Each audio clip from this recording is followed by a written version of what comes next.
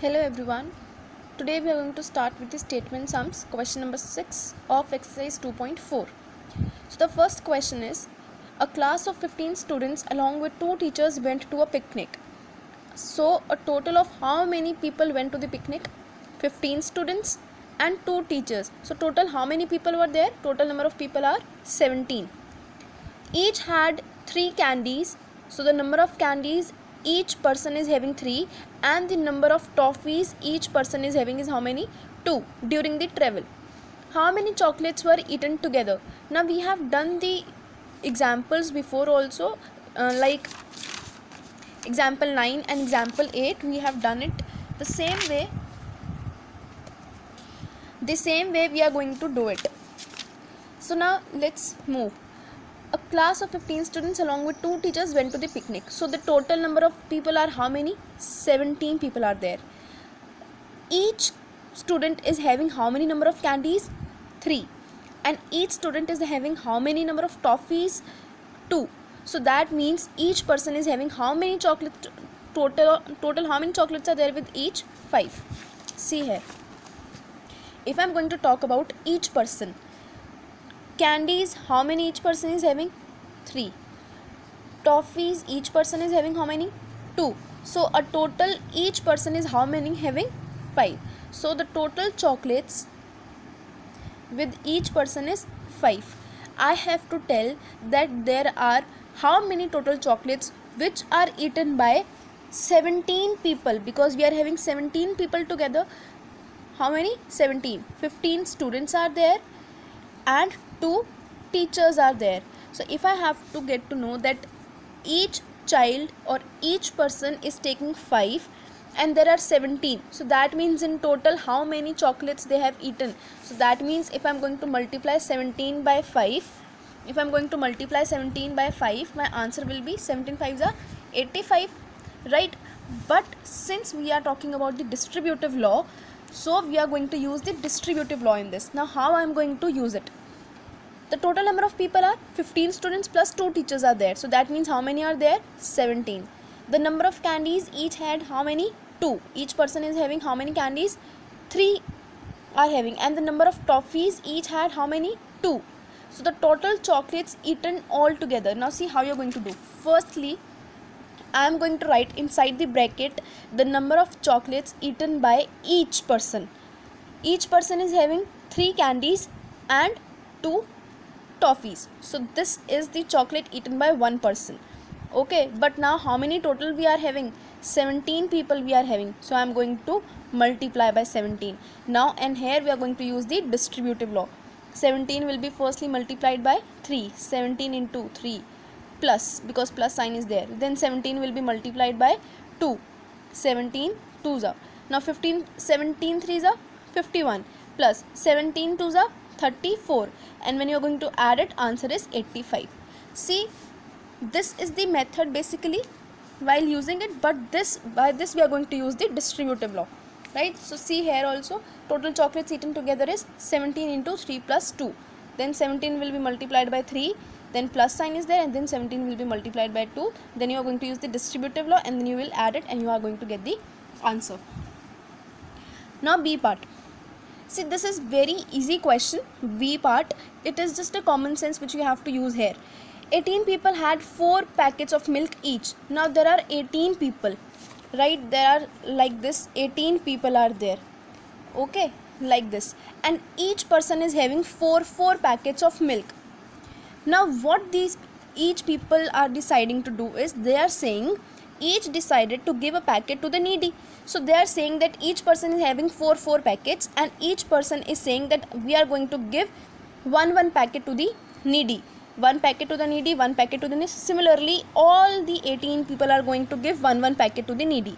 So like this, how many packets will be given to the needy? How many milk packets were given to the needy? Obviously 18. If 18 people are there and each of them are giving one packet to the needy, so that means 18 packets will be given in total to the needy persons. See how. Total number of people are how many? 18. Number of packets, each person having the milk of packets packets of milk is how many? 4.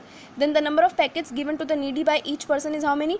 1, because each person is giving how many number of packets to the needy? 1. Then the number of packets given to the needy will be 18 multiplied by 1, because 1 packet each person is giving, and we are having in total how many persons to give? 18. So 18 ones are 18. So that means 18 total packets will be given to the needy.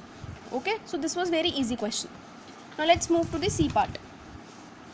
C part is, there are 5 theatres in a town. There are 5 theatres in the town. The capacity of each theatre is 995.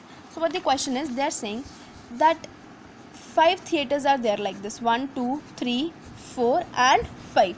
So 1, 2, 3, 4, 5. 5 theatres are there. In each theatre there are 995 people which can be adjusted, right? So in one theatre 995 people can come. So that means in this also 995, other also 995, here also 995 and here also 995. Okay, but the question is, find the total capacity of all the theatres. Now you have to tell in all the theatres how many people can come in all the 5. See, simply it can be, there can be 2 ways. Firstly, either you add them 995, 995 and so on, you will get the answer. Or what I can do is, if in one 995 people are there, then I will multiply by 5. I will get that in all the 5 theatres I have multiplied 995 by 5 and I will be getting the answer. But since we are talking about the distributive law here, so we are going to use here the distributive law. We are going to solve this by distributive law. Now see here, total number of theatres are how many? 5. Capacity of one theatre is how much? 995. So the total capacity of all the 5 theatres, all 5 theatres are there. So what you are going to do, because we have to find 4 more, so we will multiply 995 by 5, because we have to multiply here. Now we have to use here the distributive law, and in distributive law I have told you that if you have to make your calculation easy, what you are going to do is, you have to see the number which is nearest to the multiple of 10. Like 995 is there, I know that this 995 is nearest to 1000. So if I am going to subtract 5 from 1000, I will be getting 995. So what I have done here is 995 I have written as 1000 minus 5. Okay, I have written 995 as 1000 minus 5, because I know that this is very much near to 1000. So I can subtract it from 1000. 5 I can subtract from 1000. Now see how I am going to multiply 995 by 5. Instead of 995, I am writing 1000 minus 5 and I have to multiply this by 5. Okay, it does not matter whether the 5 is coming after the bracket or before the bracket. I can write, because we are doing the questions like this, so I will be writing it in the first place, in front of it. It does not matter whether we are writing 5 after the bracket or before the bracket. Now let's use the distributive law. 5 will be firstly multiplied by 1000. 5 into 1000. Then which sign is there? Minus. So I am going to place here minus. And then this 5 will be multiplied by 5. 5 into 5. It will be 5000 minus 25. So answer will be 4975. That means in total, in all the 5 theatres, how many people can be there? 4975 people can be there. We have used here the distributive law. Okay. Now let's do the D part.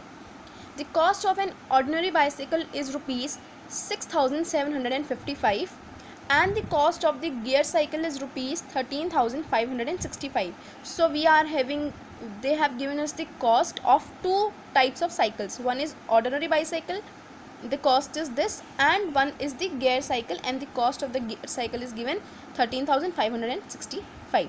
So you have to find the total cost of 12 ordinary bicycles and 5 gear cycles. Okay, so now just tell me one thing. If you will get to know that the cost of one ordinary bicycle is given 6755 and they have asked you to find the cost of 12 ordinary bicycles, so what you will do? Multiply, because we have to find 4 more. So what I have done here is, cost of one ordinary bicycle is given to me 6755 and I have to find the cost of 12 ordinary bicycles which are of the same cost. So what I am going to do here is 6755 will be multiplied by 12. You can simply multiply it, right, and the answer will come 81060 when you are going to multiply these two. Now the next is, The cost of one gear cycle is given 13,565. So we are writing it here as cost of one gear cycle is given to me 13,565. If the cost of one gear cycle is given and they are asking that we are going to take 5 gear cycles, 5 gear cycles we are going to take, that means I am going to multiply the cost of 1 by 5, right? So 13565 I will multiply by 5 and I will get the answer 67825. So now the question is that you have to find the total cost. Now total cost means the cost of all the 12 ordinary bicycles and the cost of all the 5 gear cycles, whatever has come, 81060, 67825. When you are going to add them together, you are going to find the total cost of all the cycles whichever they have asked you. Okay, so it was very easy question. Only multiplication and calculations are there in this, otherwise it was very easy. So please try to complete exercise 2.4 in the FAIR notebooks. Thank you.